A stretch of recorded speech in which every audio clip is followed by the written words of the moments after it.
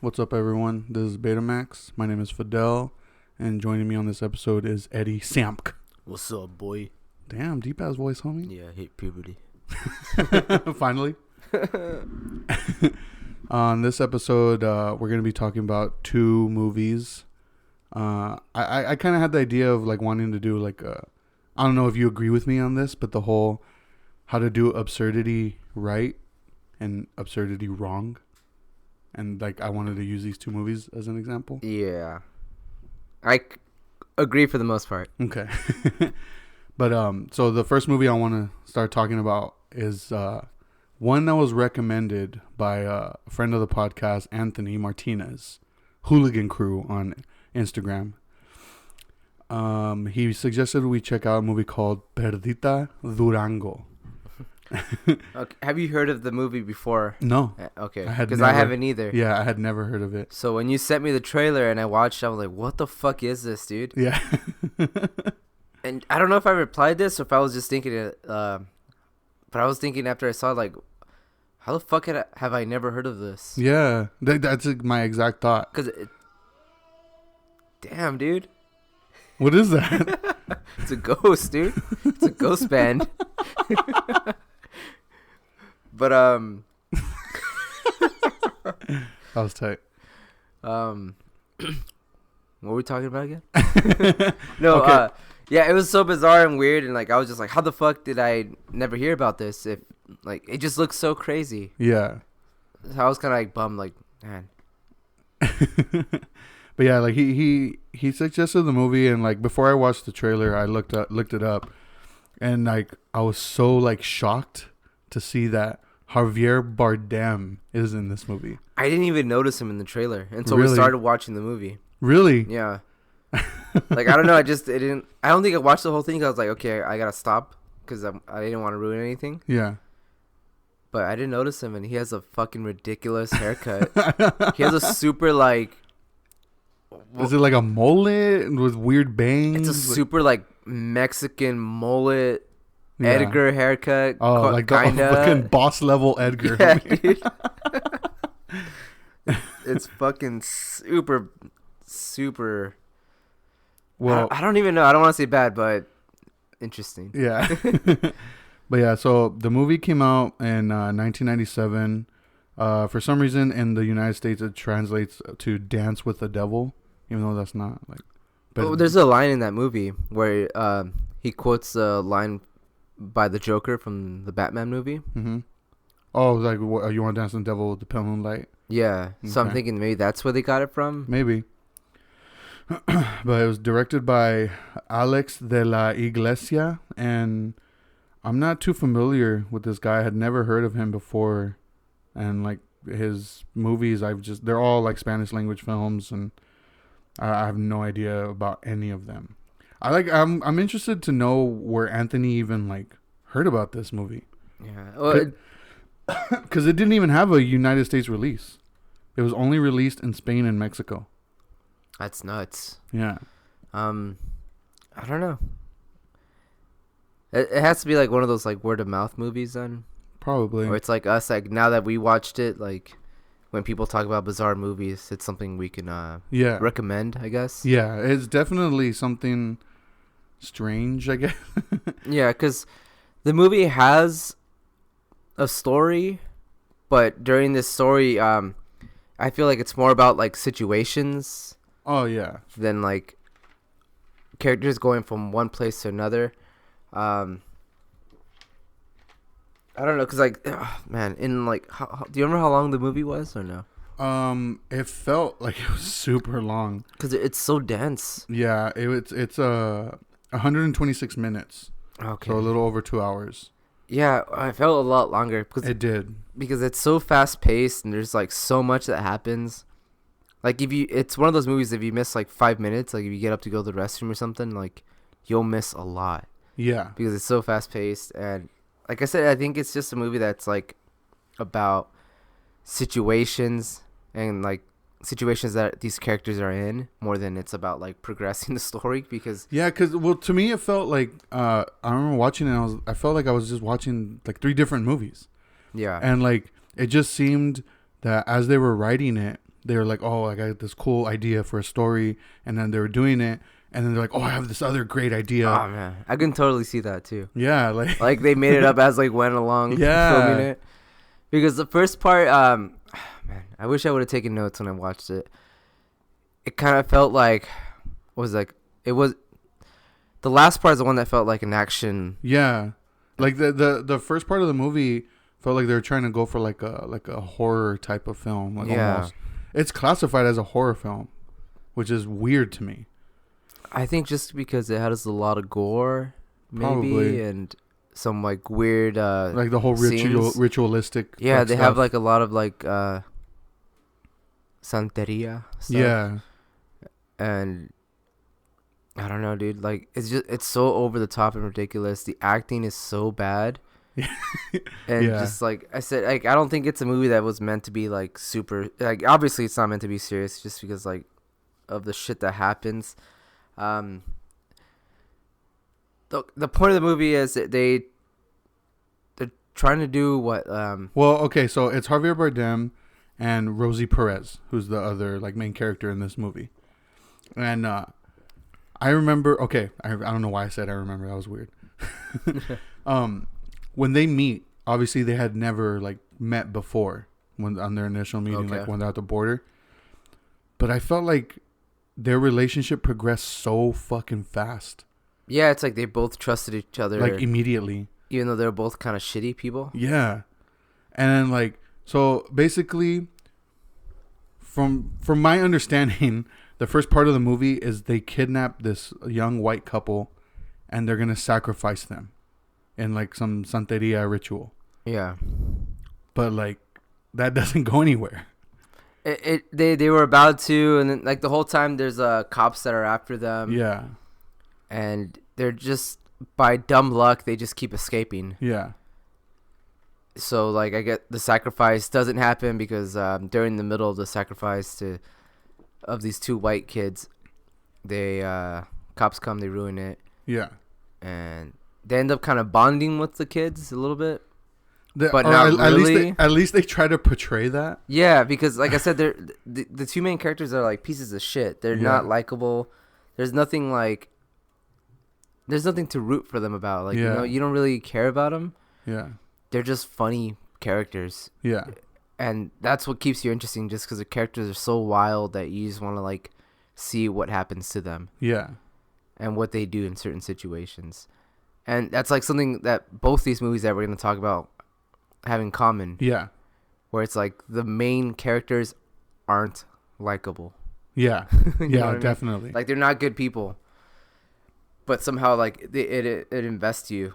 Like you're invested in these characters for whatever reason. But I don't know, dude. There's so many scenes that made us laugh in this movie. Yeah. Particularly a scene involving a band playing at a club. Oh my god! Yeah. And it looked like it was just two completely different movies put together, like spliced together. Because the lighting was off, and then like when I looked up that scene online, the lighting matched. Yeah, it's weird. I don't know if me and Fidel saw like a weird version of it, or we saw the original that with I don't know the color. That scene, there was a scene where they're at a club. There's a live band playing, and the band is like lit perfectly, like you can see them all. And then it cuts to the crowd, and everything's just dark and chaotic. Yeah. And, everyone's just going crazy, but then it keeps cutting back to the band, and they're just like the singer's just doing like. He's like dancing and like doing like weird high kicks. Like. Yeah, it's super awkward and weird. And me and Fidel just kept laughing at it. And Fidel actually created a video of that scene, but he synced like some what band was it? Dead Heat off their new album. The song was "Pay the Toll." Yeah, which actually is an awesome album and awesome song. But it like synced up so good, dude. So it just looked like they were just hardcore dancing the whole time. It was it's fucking hilarious. But I don't know, man. This movie, I don't know if I would say I'd recommend it just because it's so out there. Yeah. And like you gotta give him props for making like original movies like that. It seemed like Javier Bardem was channeling his like inner Nicolas Cage in this movie with his absurdity. Yeah. Like he's just way over the top. And it's crazy. There's a scene in this movie that we kind of joked about it in the beginning. We're like, oh, is this before like No Country for Old Men? Oh yeah, or something. yeah, yeah. And because if you haven't seen that movie, that's fucking weird. That's such a great movie. But Javier Bardem's character has a scene in No Country for Old Men where he's talking about he's at a gas station and he pretty much lets a quarter decide a man's life, like Yeah. whether he lives or die. And it's a tense scene that's fucking like, It's so simple but so fucking tense. it's really effective, and it just makes your palms sweaty, and it just gets you anxious. Yeah. But there's a scene in this that kind of reminded me of that. Yeah, with the cards, right? Yeah, with the cards where he's like telling he's reading someone's fortune and telling them like, oh, you gotta choose the card yourself, and this And and like that. depending on the card you pick is whether you live or die, basically. Yeah, and it's a similar scene, but nowhere near as effective. Oh yeah, no. But it was just interesting to see him, like, this is like 30 years before that movie. Yeah. And like, you know, there he is again doing that similar scene, just done a million times better. Another thing I want to mention about this movie is the dubbing. It's so bad. Fucking awful. So bad. There's a lot of awful things in this movie. The Yeah. dubbing is one of them because it just doesn't sync up. Yeah. Well. It's so obvious. Yeah, and I think they only did that, like, they didn't, I think, throughout the most of the movie, but there are some scenes that you can tell it's them talking. Yeah. They're being, they have a microphone somewhere and they're recording them. But yeah, dude, the dubbing is bad. Yeah. Like I couldn't believe it. It's so bad. And the effects are bad. Yeah. Like all the gore and the, like, just everything about it, because the movie's pretty violent. The one-armed guy at the end. Where he's obviously like has his arm tucked in his shirt. Yeah, some guy's supposed to be missing an arm, and it's clear as day that he just has his arm bent in his shirt. And there's like scenes of him running, you can totally see his fucking arm, and I'm just like, is that done intentionally, or were they just like, I'm out of money, man, we can't get like cool like prosthetics, so we're just gonna have you tuck your arm in or something. Or even just find somebody that has a missing limb, because that guy had no lines. Like I'm pretty sure it's easy to cast someone with missing one arm, you know. But man, I don't know, dude. This movie's like, it's hard to talk about because, like I said, it's so dense and so much goes on, and it's something that you definitely have to see for yourself. Yeah, but yeah, I remember like once the movie was over, like the initial idea for this episode was just us talking about this movie by itself. But like once it was over, I couldn't help but compare it to the next movie we're gonna talk about. And I'm not saying compare it just because they're like the same movie or like they're similar. It's just it reminded me so much of it. Like I mentioned this to you already, but it to me it felt like the director saw this next movie we're about to talk about and was like, I feel like I can do that, and like failed miserably. And that movie is From Dusk Till Dawn by Robert Rodriguez. So, like, I don't know. I see what you mean. And I guess I could like categorize them together. But after like watching it, I watched it yesterday. We both did. Yeah. Not together. That's lame. But all right, before we get into, like, when's the last time you saw the movie before yesterday? Before yesterday, I want to say it has to at least maybe high school. So like 13, 14 years maybe. I think that's around the time like I last saw it too. Yeah. And do you remember like liking it? Oh yeah, I've always loved this movie. Okay, let me explain my love for this movie. It's not because I thought the movie was good. My love for this movie was because when I was a kid, one of the first action films I saw was Desperado. Okay. And I fell in love with Salma Hayek. Oh, man. Like, she was my dream girl. Like, that was like... I never got the hype around her, dude. That's what... So, when I saw she was in this movie half naked, as a kid, I'm like, I gotta watch this. That's a famous strip scene, dude. Yeah. Like, I'm pretty sure if you look up, like, top 10 strip scenes in movies, like, that's gonna be in the top 5, dude. Yeah. But yeah, that's what initially attracted me to this movie. And then like as I got older and I got more into like films and like directors, and I was a huge fan of Robert Rodriguez and Quentin Tarantino at one point, like obsessive. So I was like, I gotta watch everything they do. And this one is just like the ultimate combo because it's directed by Robert Rodriguez and written by Quentin Tarantino, and Quentin Tarantino's in it himself. Yeah, which is weird. Yeah, Like, I do. I want to talk about that. About that. So this movie, it starts out. If you've never seen it, don't look into it. Yeah. Just watch it. Turn this off right now and watch it, and then come back. It's on HBO. But if you have seen it, let's keep going because it's a vampire movie kind of in disguise. Yeah. Because it doesn't. Vampires don't really show up until like halfway through the movie. Yeah. Like an and hour, it's out of nowhere. I think. Yeah. It's like literally out of nowhere. There's like no like. There's nothing that prepares you like, or even like hints at it being like a horror like vampire movie. Yeah, because it just seems like a crime drama. Yeah, it's like. Or thriller even. So yeah, like I haven't seen this movie in forever, and I remember liking it, but I went into it with low expectations because usually like when I watched movies I liked from like when I was a lot younger, I watch them now and I'm just kind of disappointed. Yeah. Because I have like doesn't live up to it. Yeah, because I have like a high like it's high up there. Yeah. But I had so much fun with this movie, dude. Yeah. Like especially the gore and all the effects, like they're fucking great, dude.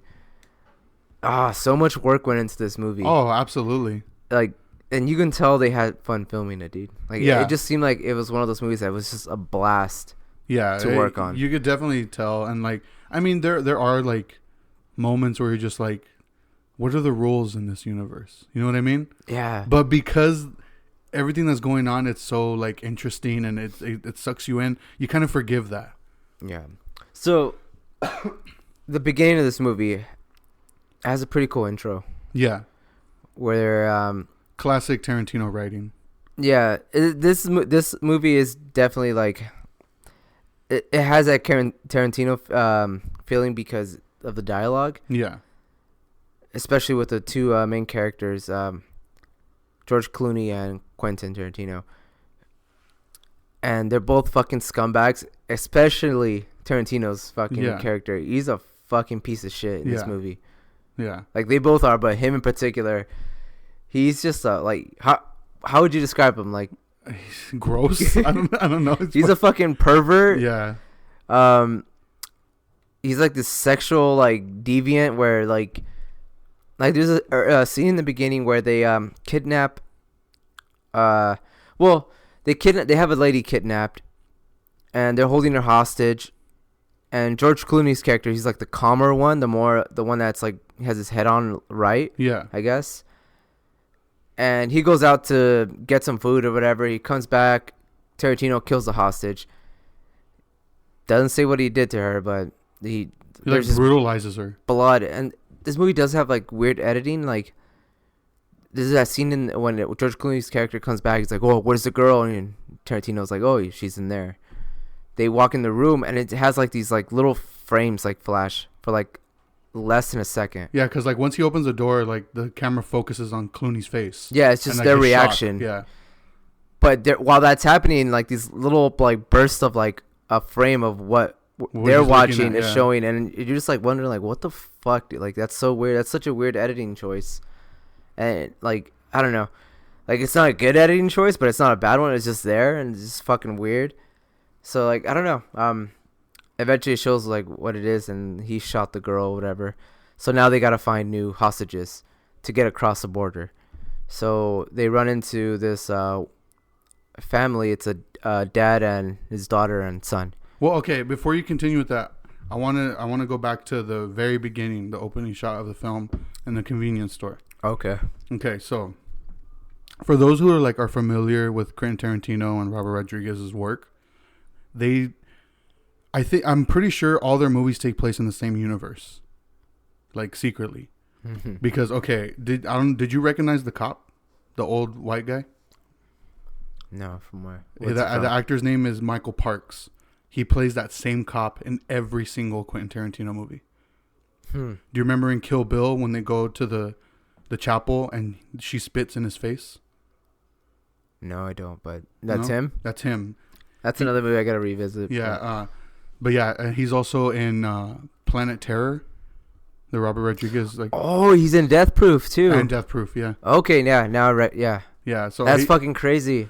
And then I believe the cigarettes behind the counter are like the green apple cigarettes, and those are the cigarettes like in Pulp Fiction. And then, but as I was rewatching it, that scene there, it shows like the cop having a conversation with the store clerk. It seems normal, you know.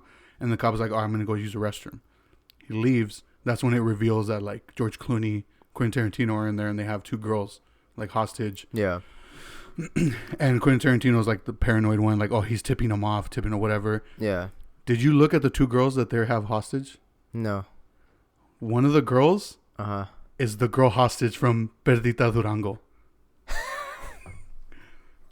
Oh, fuck. No, I didn't notice that. I saw her and I was like, no fucking way. What the fuck, dude? You just blew my mind. Like, that shit blew my mind. I was like, no fucking way. There's no way it's the same fucking girl. I had to Google maybe her. you're fucking right, dude. About it being like, the director saw that and he's like, oh, I'm gonna do this, dude. I could do this. Maybe. It was the same fucking girl, dude. That's I looked it up. crazy. Her name is Amy Graham. And yeah, it's her. Ah, that's so nuts to me. But dude. I was like, what the fuck? What are the chances? Like, it's so fucking crazy. But yeah, so another thing that kind of I want to mention that connects like the whole like Tarantino Rodriguez universe is you had mentioned that Clooney left Tarantino with the hostage to go get food. Yeah. Did you see the food he was coming back with? What it Was it Big Kahuna Burger or what? Really? Yeah. No, I didn't notice, dude. Big Kahuna Burger, dude. Damn, dude, I suck at watching movies. Dude, I was vigilant on this one. Like, Yeah. I was watching everything. No, this movie didn't really catch my interest until, like I said, right when they get to the Twitty Tisser bar. Mm-hmm. And that's when I really started paying attention because, like I said, I just went in it with such low expectations that, Yeah. like, I kind of wish I didn't go into it like that. But yeah, dude, it had like, now that you're telling me like all that stuff, I kind of want to go back and like look at it. There's a lot of stuff. Yeah, dude. That's so nuts to me.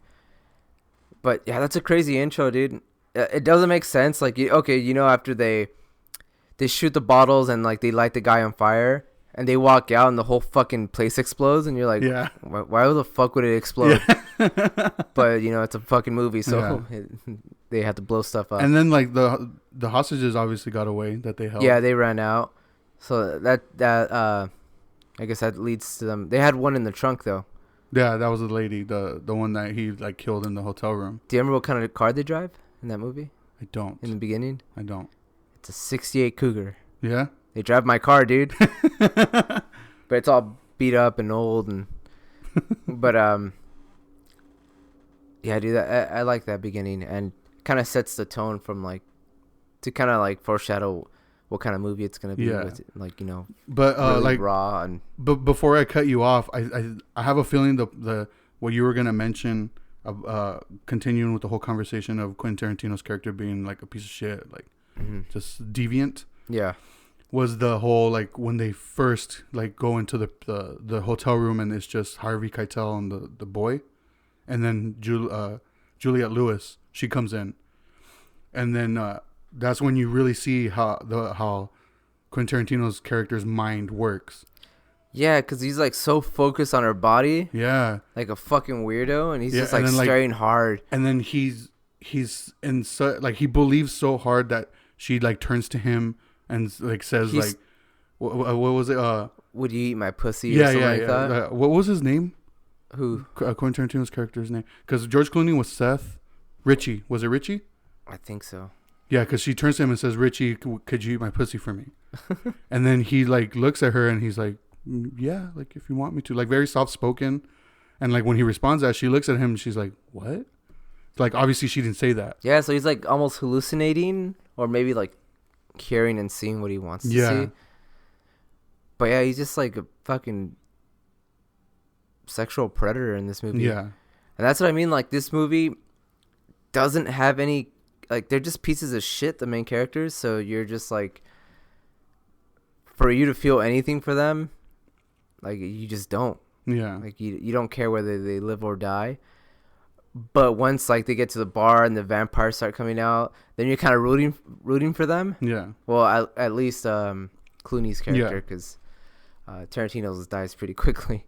Yeah. But there is another like editing, like something that I question in their editing when okay, well, because they're at the bar, then Selma Hayek comes out, does her like infamous striptease, and then of course, like there has to be like some sort of foot in Quentin Tarantino's mouth, like during that. Do you remember that? Like she puts her foot. Oh yeah. And then she like pours the beer down her leg so he could drink. Like Tarantino has like a foot fetish. Yeah. In all his movies. Yeah.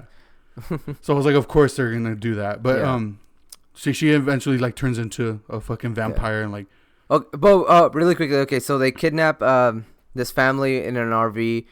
They get smuggled into Mexico where they're gonna meet some guy. He says, "Oh, once we meet this guy, you have my word. Like, I'll let you guys go. We'll go our separate ways." Yeah. So they head to this bar in the middle of nowhere called the Twister, and it's like a biker bar for bikers and truckers. And they like mention that in the beginning of when they first go in the bar. They're like, "Oh, this is bikers and truckers only." So it's like nothing but fucking assholes there. Yeah. And except for this family of like this dad and was it his adopted? It doesn't explain how. It doesn't say. He calls him his son though. Yeah, it might be his like adopted son or something. He's Chinese, right? Yeah. Yeah. And was he Chinese or Japanese? I'm not questioning it now because there is a point in the movie where he corrects George Clooney. Yeah, he's like, "Oh, is that your?" He's like, "He looks Chinese," or he's like, "No, he doesn't," or what does he say? I don't remember honestly. Oh, he says like something like, "Oh, he doesn't look Chinese," so I was like, "Oh, maybe he's Japanese or something." Yeah. But anyways, the father and the daughter are like really white, so there's obviously like something happened there. But anyways, so they're at the bar, and you're kind of just like I said, somewhat high. It's just a bunch of like beautiful girls dancing. That's one thing I wanted to bring up. I've always felt uncomfortable during strip scenes in movies. Why? I don't know. Like I just like, I don't know. Maybe because like I grew up watching like a lot of movies with, like my family and my dad, and it's like one of those things like like it's kind of awkward. You're watching that, but nobody mentions it. Yeah. You're just like hoping like it ends soon. But her. Yeah, so they once the sun goes down, all these beautiful girls start turning into vampires, these creatures. And actually, before that happens, they get confronted because remember, as they're going in, Cheech Marin, who plays 3 different characters in this movie, he's like at the front door, and I believe Seth, George Clooney's character, punches him. Yeah. So they could walk in. So as they're like sitting down, they're having their drinks, whatever. He comes in with like 3 other guys that work there, and Danny Trejo, and they were trying to kick him out, and they like end up fighting. Yeah. And like that's when the transformations start happening. Yeah, that's true. And dude, those vampires in this movie look fucking nuts. Yeah. Like everything is like practical like effects. Everything, they're all suited up. They have the mask on, like, and everything looks so fucking good, dude. Like even like the close-ups of the transformations, it is a little dated, but it still for the time looks very good. Yeah. Well, it's just like those few seconds of it transforming. Yeah. That it's like this weird effect that doesn't look real, but once they're actually like the prosthetics are very good. Yeah, dude. Oh man. I don't know, dude. Like one of the guys in the movie, the one with the gun. Oh my god, how could I forget his name? He has his own school. I actually wanted to go to his school. Tom Savini. Tom Savini, yeah. Yeah, like so. I looked up if he was behind all the. He wasn't though. No. But I'm pretty sure he consulted. Yeah. Because he's like the king of that shit. So this movie is just eye porn. Yeah. For the people that love like practical effects and gore and blood and like if you want to see like vampires just getting slaughtered, like this is the fucking movie. Yeah. It's so good, dude. And there's so many like funny deaths in this, and it's a movie that doesn't take itself serious because there's so much wild shit that happens. Like Tom Savini's character has like that like crotch gun. Yeah. Where it's like it has the 2 revolvers and the big old like barrel in the front, so it looks like a fucking dick and balls. Yeah, it's very phallic. Yeah, and then you have like all these wild characters, all these tough guys, and they're just going around like killing vampires, but they're killing them like in like funny ways almost. Yeah. Like one of the guys in the movie, he flips a table over and he like.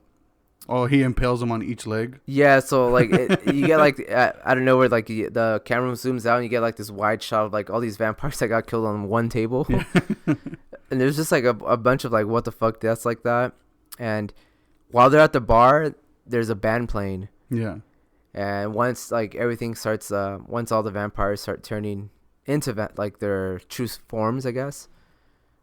Like the whole band turns into like vampires too, and their instruments change. Yeah, even their instruments. So like the guitar isn't just a regular guitar; it's like a fucking human torso, and they're just like playing it. But it looks so crazy though. It's so wild, dude. And eventually they Tarantino's character gets killed off. Yeah. And like a lot of people just they die really quick, dude. That's okay. Now that we're at that point, we're talking about Tarantino's death in the movie. The editing choice that I was like questioning was like, okay, when he comes up looking like a vampire, he like the prosthetics he has that makes his head look really big. Like it reminded me of the bad guy from The Mask. Yeah, I can see that. But like, and I'm not like questioning that. What I'm questioning is it shows him like that, and then it shows him like looking like himself, but just with like contacts and fangs. Yeah. Like there's no prosthetics on his face. And then it cuts back to George Clooney. And then it cuts back to him with the prosthetics again. Yeah. And I was wondering, like, why did they do that? Did they do that maybe to say, like, this is how George Clooney sees him? Because it's his brother in the movie? I don't know. Or maybe the vampire, like, they're smart enough to, like, you know, like, oh, maybe if I change back, he'll have, like, a change of heart. Or I don't know. Maybe. I don't know. It was just a weird choice to me. There's a lot of weird choices like that. There's a lot of weird shit. Like, I took some notes, and one of the notes I wrote down was I think it was when they first entered the bar, when Clooney's character punches Cheech. Mm-hmm. It makes like a sniper noise. So it's like, Phew! Really? Yeah. I didn't notice that. And I was just like, wait, what the fuck? Like, why would they do that? It's fucking weird, and like, obviously it's done intentionally. Yeah. But why? Yeah, I didn't even notice that. Like, I'm telling you, like, they probably have so much fun working on this movie and just doing weird shit like that. Like, yeah, dude. And then, like, what I mentioned earlier about, like, what are the roles in this universe? Because, like, some people, they get bit and they turn immediately. Yeah, and some, it takes a while. It takes a while. And then some of them are still pretty, like, coherent. Well, yeah, and then even like the way their bodies morph don't really make sense, because some of them is just like they still have their body, it's just like their face. Yeah. And then like towards like the last like 20 minutes, like all the vampires have like their bodies are completely like. Well, that I think it's because that I questioned too until I remembered about the final shot of the movie when it zooms out. It's like a pyramid. So I was thinking, like, maybe those are just the ones that were, like, at the bottom. Like, they're all decrepit already. Like, they're just coming up for scraps, basically. But, like, another thing, as far as, like, weird choices is there's a stripper that gets her, like, head ripped off while she's a vampire. Mm-hmm. And when it gets ripped off, I think it was a stripper. Well, somebody gets their head ripped off. And then the body, like, it looks like it starts to grow another head, but it turns into, like, a giant rat. Oh no, that's Tom Savini's character. Yeah, it was Tom Savini's character. He has like a whip that he uses. Yeah. And they use that against him and they rip his head off, and then he grows another head, but he's like a dog almost. It looked like a rat to me. Yeah, well, it looked like a weird creature. Like, yeah, I was just like, what is that? Like, what was that about? I'm telling you, dude, they were just like, let's just do something weird. Like even his character as a vampire, like he was the one that was pretty, like, he was still talking shit, like. Yeah. Like, he wasn't, like, all just... So, like, yeah, are they aware? Do they forget? Yeah. Because if he's talking shit, he kind of has memories. Yeah. But wouldn't that make everyone else have memories too? Maybe like not fucking try to kill him, you know? So yeah, this movie makes no fucking sense at all, dude. Yeah, dude, like looking, like I'm telling you, dude, I haven't seen this movie in years, and like rewatching it, like I didn't know how fucking out there this movie was. And dude, there's so much. I think there's not a good actor in the entire movie, dude. Probably not. Except for I think I wrote his name down. The dad? The dad. Harvey Keitel. Yeah, dude. He's fucking great. He's great in everything I've ever seen him in. Yeah, dude. he's a good actor. And there's a scene where he's talking to someone in the RV, and I was just like, his character is so out of place in this because he's actually good. Like it just felt weird because like you kind of like, he's the only character I kind of felt bad for. Yeah. Because his character is like the only one that's kind of fleshed out. He used to be like a minister or something. Yeah. And he kind of lost his faith, and his wife, because his wife died, and you don't get any like info on any other character except him. Yeah. And he just happens to be a great actor, so like he fleshes that character out pretty well. So like because everyone else sucks in this movie, it just like it feels weird like to have like one good actor in the entire thing. But yeah, he's awesome in everything, like Reservoir Dogs, Pulp Fiction, like everything, dude. But it's just weird seeing him play like usually he plays like a badass. Yeah. Because like he was the wolf in Pulp Fiction. Yeah. And I don't remember what color he was in. Was he gray in Reservoir Dogs? I don't remember, honestly. But yeah, in this one he just plays like a dad. Yeah. You know, who used to be a minister, and so he's really calm. But dude, back to like the deaths in this. There's a moment in the film where they get locked inside a room, and they realize that room is like where they keep all the boxes of like all the people they've ever killed, and like the supplies from their trucks. Yeah, just shit that they salvaged from their vehicles and stuff. Yeah. So they come across like a ton of like weapons and like toys and just weird shit. Yeah. You know, even like water guns. Yeah. But they're smart about it. Like since he's a minister, he like blesses all the water. So his son ends up like shooting a bunch of vampires with a water gun, and he ends up like killing a bunch of them like that. And I think they fill up were they balloons? Water balloons. Yeah, water balloons with holy water, and they kill like they have a lot of interesting deaths. And I don't know if I have a favorite death in this movie. I do. Which one? Okay, before I say that, going back to the whole weapons thing, in my opinion, the son had the most effective weapon. Oh, the water? The water. Because, like, George Clooney had that, like, makeshift jackhammer with a stake. That thing sucked, dude. Dude, that's There's what I mean. No like, way, like that. That's what I mean. Like, this movie makes no sense. Like, anyone in their right mind wouldn't be like, this is going to be my weapon. No way, It's so fucking out there. It's like a jackhammer with a stake at the end. And then Juliette Lewis had the crossbow gun. Yeah. Like, that's not, like... Yeah, after, like, a few shots, you're going to run out. Yeah. And then the dad had a shotgun. He had a shotgun with a bat that he would, like, do, like, a makeshift cross. Yeah. Which I guess it can be pretty effective, but still, you're going to run out of shells. Yeah. So I feel like the son had the most effective, like, holy water, just a quick squirt on top of the head. Yeah. Boom. Like that. But as far as favorite death, the son. Oh, when he gets kind of like ripped apart. Basically, well, almost like all the vampires are like eating him, and he's like, ah. Yeah, he's like, kill me to his sister. Yeah, and his sister shoots him, right? And he explodes. Yeah, and he fucking. Yeah, that's see. Like why? Like why would he explode if he got shot? It does not make sense, dude. But and like, not only does he explode, like everyone around him explodes. Yeah, it's just like, what happened? It's so wild, dude. I'm trying to think if there's like any other like weird death like that. I did like the prosthetic like creature design on Harvey Keitel once he turned into one of the zombies. Oh, okay. One of the vampires. Yeah. Like I really liked his and Tom Savini's were my favorites. Yeah, I think like Tom Savini, what they call him, Sex Machine, right? That's his name. He was probably my favorite character. Because it's just ridiculous. He has a fucking dick gun. Yeah. And he uses a whip. Like, and even like this movie has like a lot of like comedy elements to it. And yeah. Like even when he's turning into a vampire, he doesn't tell anyone he got bit. Tom Savini's character. And like his arms start changing into like the creature form. Yeah, and he starts like trying to hide it. Yeah.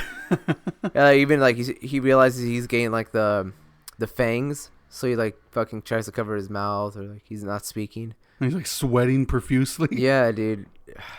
It's such a dumb, funny movie, dude. I don't like George Clooney's character just because like I don't like George Clooney at all. I don't think I've ever seen him like in a movie where I'm like, oh yeah, he's cool here. Dude, Out of Sight. That movie's tight. I've never seen it. It's one I mentioned in a previous episode. Yeah, sure. But yeah, at the end. Wait. You don't like Batman and Robin? No, I don't. Fuck no, dude. Hell no. So at the end, everyone dies except for Clooney's and what was the girl's name, Jim? Juliette Lewis. Her character's name I don't remember. Yeah. But they're the only ones. Jane. I don't remember. And the bar says it's open from dusk till dawn, which is where they got the title from. And it's like that, obviously, because once the sun comes up, they disappear. Sunlight kills them. So they lasted long enough to through the night to where the sun starts coming out. So they start like shooting holes in the building to let the sunlight in. And eventually, Cheech's other character comes in and like kind of saves the day unintentionally. Yeah. He's the person they were originally there to meet. And he came super fucking late. He showed up super late. I like their interaction at that point because he was like, what the fuck was going on in there? And he's like, whoa, there's a bunch of psychos? And he's like, have you ever seen psychos? I was like, or what did he say? He's like, I've never seen people fucking explode no matter how fucking crazy they are. Yeah, because they break down the wall to get in the bar and they just expose all the vampires to sunlight and like they just all fucking blow up. Yeah. And they're just like, what the fuck was that? Like, imagine you do that. You go to a bar and you kick open the door and like everyone in there just explodes. Yeah. All these weird creatures. And I do like the ending where you kind of think that Clooney and that girl character are gonna stick together, because she even mentions like, "Oh, can I go with you?" or something like that. And I forgot what he says, but he gives her money and tells her to go home. Yeah, so he ends up taking a car. He leaves, and then she gets into the RV and takes off, which I thought was cool because it's like, oh, like it's not like a buddy story, like. Yeah. Like, no, dude, like your whole family just died. Now you're on your own. Like, and you have some cash. She can easily blame him. Yeah. Like, we would have never ended up here if it wasn't. Oh, yeah, I would have killed him anyways, dude. Yeah. And like, dude, and at the very end, one thing that I totally forgot, like, that this ever even happened when I first saw it, it shows the back of the bar and it starts zooming out the camera and it turns out it's like this giant pyramid. It's just the bar is just the very top of the pyramid. Yeah. And it's just hidden underground, I guess. And you see like all those old semi trucks and like so you could tell it's been there for like hundreds of years, and like they just been doing that. Like that's how they feed, from like bikers and truckers that go there. They get kidnapped, eaten. That's it. And that the reason it's just a bunch of like these hot girls that are seducing them, probably keeps people coming back to the bar. Yeah. But this movie's fucking wild, dude. Like, I'm glad I rewatched it because I liked it a lot. But yeah, that's why I kind of wanted to pair these two together, just because like From Dusk Till Dawn is absurd. It's so obscure. It has a lot of like what the fuck moments. Yeah, just but like it's done very well. Yeah, like it's entertaining. It keeps you entertained throughout. It's self-aware of what it is. Yeah, so it doesn't take itself too seriously, and it's gory and bloody enough to like keep you entertained. Yeah. Like, I don't know, man. It's just like a throwback to like the classic like 80s gore that's like really fun, and it's something that you never see nowadays, dude. Oh yeah, no, like no that. way. And if this movie was made now, like it would be a CGI fest. Yeah. And I don't know. I think they would try to flesh out the characters and make them more appealing, like not pieces of shit. But I don't know, man. It's a hard movie to it sounds like it'd be like a easy movie to make, and like I said, they had fun and like it, but it's kind of hard to pull off making a movie where, like I said, the main characters are such pieces of shit, but you're kind of rooting for them. Yeah. So I don't know. It does a good job of that because, like, if they were to die, you kind of wouldn't care because they're, like I said, they're just bad people. But because they did end up surviving the night, or at least two of them did, you're kind of like, oh, that was tight. Yeah. You know, but yeah, and then like on the other side of the spectrum, you got Perdita Durango, who like just failed miserably, in my opinion. I don't know, man. Like that movie. Like, to me, it's definitely one of those movies where I'm like, this movie is fucking terrible, but I'm down to watch it again with a group of people. It's an experience, dude. And one thing I found out, like, after we watched the movie, I looked him because I was like, who the fuck directed this? Like, why are you showing me this fucking weird movie? And he made a movie that I fucking loved that came out, I don't remember. Oh, yeah, you had mentioned it. Yeah, it's called The Last Circus. And that movie's such a great fucking film. And I think I tried getting you to watch it once. Like, this was forever ago. And I think you said that you made it like a little bit into it, but you, for some reason, just didn't finish it or whatever. But after watching that movie, it kind of made sense of like who this director is, because it's kind of similar where he has a lot of original ideas, and throughout his movies, they just have like weird situations and weird characters. So I think, I don't know, man, like I gotta give him props like for doing his thing, you know, even if like the movies aren't great, at least they're fucking original. Yeah. You know? Yeah. Some more than others. Yeah. Like The Last Circus, I genuinely think that's a great fucking film that he made. And it's a film that like I rewatched a bunch of times after I watched it the first time just because I liked it so much. This movie, the fucking Durango movie, I don't know if like it's gonna be a while before I watch it again. Like, and if I did, like, it ain't gonna be with myself. Yeah. It's gonna be like me showing friends or something, you know? Yeah, because we didn't talk about the ending of this movie, Perdita Durango. No. Like, Rosie Perez goes through so many different like motivations, in my opinion.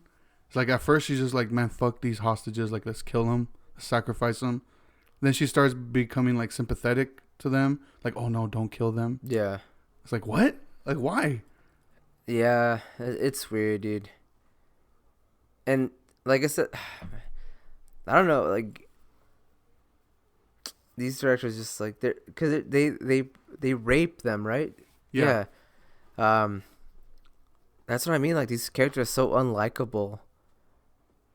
And like I think that's why the movie kind of fails in some aspects. But I think in like maybe her trying to save them at the end or not kill them, because there's a scene where Javier Bardem's character was gonna shoot them. Yeah. Or one of them. I don't remember what it was, but and she stops him, and I'm like, okay, yeah, you kind of saved their life, but you also like raped them like 20 minutes ago. Yeah. So it's like I don't know how to feel about you. Yeah. You know?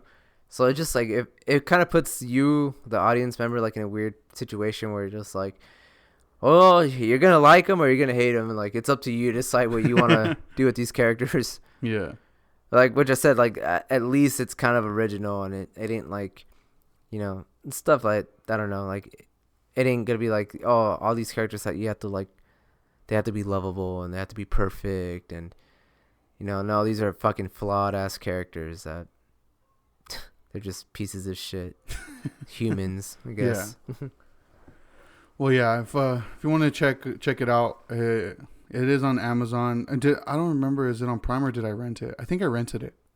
Which one? Perdita Durango. Yeah, I think you rented it. Yeah, like you can rent it on Prime. I think it's only like $1.99 to rent it. Yeah, actually. it was $2. Yeah, and then From Dusk Till Dawn is available on HBO if you have HBO. But yeah, do you have any final statements? No, I think they're both worthy for a watch. From Dusk Till Dawn, I'm sure most people have seen it that are our age. But if you haven't, check it out. It's a fucking great movie, and like I said, it's just a fun movie. Yeah. The Chiquita Durango movie. Perdita, whatever, dude. Perdita Durango. Fuck, that's I can't. I don't know where I pulled that one out of, dude. I know, dude. That's something I'd recommend you watching it with a bunch of friends. And yeah. maybe do some shrooms or something, dude. It'll probably make the movie a little bit better. Well, yeah. Thank you guys for checking out this episode, sticking with us on this rambling journey. Yeah, this is definitely a rambling episode, dude. Yeah. Well, yeah. You can find us on Instagram, Facebook, Twitter at BetamaxULTD. Listen to us on Spotify, Apple Podcast, Google Podcast, Stitcher, anywhere you get your podcast. Just search Betamax.